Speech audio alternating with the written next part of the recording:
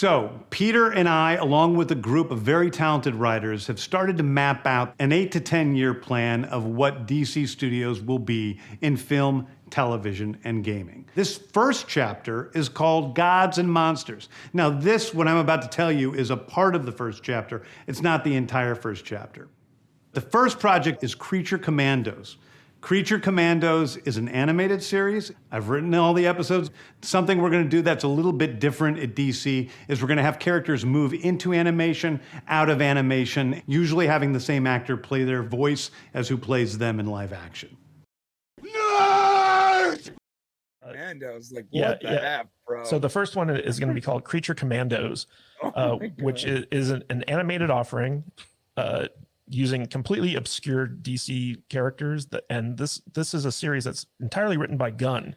So if you liked the Peacemaker, you're probably going to like this one. And one of the cool things he mentioned is that all the actors who voice the animated versions of DC characters are also going to be the live action versions.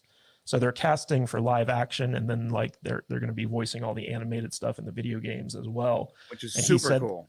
And he said that characters in the animated stuff will move in and out of live action.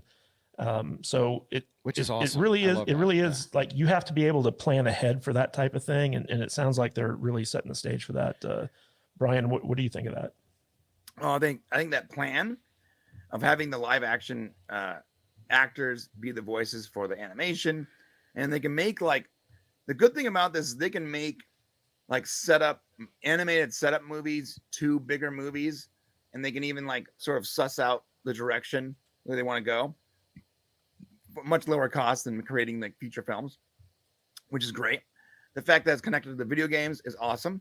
Something Marvel never committed to was using the same voices, which were obvious in a lot of cases in their cartoons as they did in their movies, and they were never really connected properly.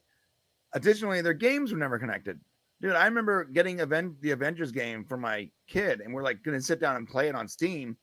We're super stoked. And it was clearly the comic book version of the game, and they weren't using any of the movie references. My kid was asking where certain characters were. It didn't work. What about Spider-Man? So the Spider-Man I got on PS4, like I actually have the red one with the white emblem. I got the whole thing. And yeah, my son and I go to play it. It would have been way better with Andrew Garfield doing the voice. 100%. Or in any one of the actual Spider-Man. Yeah. So that is all great. But this is such a James Gunn thing to get the most obscure characters imaginable to use. It's like you can't mess up a character that literally no one knows about. It's sort of genius. Like first he's doing his normal MO, and it's like, I'm gonna take this crazy obscure character and make you love them. Okay. But also for the super fans of Creature Commando, the 14 people that exist, they're not gonna care if like the story is a little off, or you know, unlike Superman, people are gonna lose it if they don't have the right chin. You know? I get the sense I get the sense that if you're a fan of what James Gunn did with the Suicide Squad, you're probably going to really enjoy Creature Commandos. Yeah, and I'm sure it's going to be fun, but I have a Creatures Commando comic book. I was actually trying to dig it out.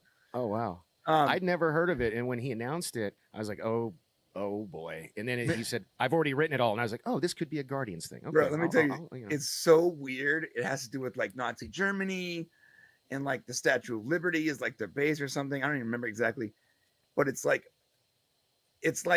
all the monsters, all the public domain monsters are like these super powered individuals. It's very weird, bro. Sounds right up his alley. Such a James Gunn thing. Yeah. Jude, so being a voice actress, you're kind of tuned into like animation and stuff like that. What do you think about this idea that the people who voice these characters in animation are also going to be crossing over into the live action?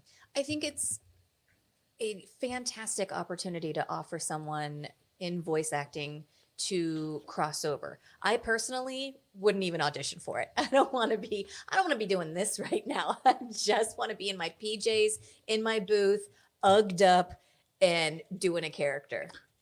So for me personally, it would not be for me, but I know a ton of voice actors that would be scrambling for this opportunity. And I think it's a really cool thing for the fans too. Isn't he saying that the actors that are playing these characters in the movies and television shows are going to do their voice work in the video games and cartoons? That was Yeah, so they're going to be casting for the live action versions, and then they're going to the live action actors are going to be doing all the voicing Right. for games and animation and stuff like Which that. is which is opposite of what, like, I love Jude's take on it, and I hope you guys didn't just break her heart, but I don't think it's going to be voice actors getting into the acting world. I think it's going to be actors getting into the voice. Right. Well, I mean, that's already happening. And I Yeah. think I hate that, because as a voice actor, like, the jobs are few and far between for a person who only does voice. So, you know, I get so upset when I see like an audiobook voiced by some famous actor, and I'm like, oh, fuck you. You have a job. Unless it's Leonard Nimoy, then I'll listen to every word. Or Morgan Freeman. Or I mean, I Morgan listened to Freeman. Lord of the Rings voiced by Andy Serkis, and it was awesome. But also, fuck you. You have a job. Hey, really quick, I want to remind everybody, please hit that thumbs up button for us, guys. It's very important. As I cough into the microphone. Nice. Sexy. Yeah, sexy. Also, I want to welcome our guy Alex. He's in the chat right now. He is at home nursing a bug, and but I'm And a glad baby. that he is at least here in chat form. So hope Yeah. you're feeling better, buddy. One Yeah, day, me too. Alex. One day. We'll Yeah, be on that's the what I same was about to stream. say. Yeah, 2 I've years never done a stream with Alex. Not even in person. That's because they're the same person. That's because Danny. Because he doesn't like you. Okay. So by You treat him like a proxy- little brother. That means he doesn't like me either. Well, in all fairness, Alex doesn't like us very much either. That's true.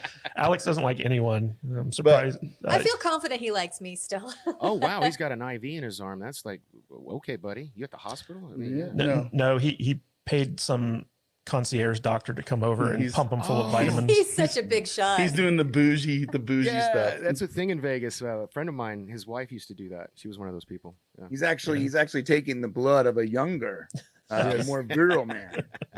He's a vampire. He's doing that. What are the Hollywood celebrities Yeah. accused of endochrome or something like Blood that? Yeah, doping. yeah. Blood Yeah. doping. Hey man, he needs to get on whatever Tom Cruise. Hey, you is on, got I'll tell you that. you got to get out there, baby blood.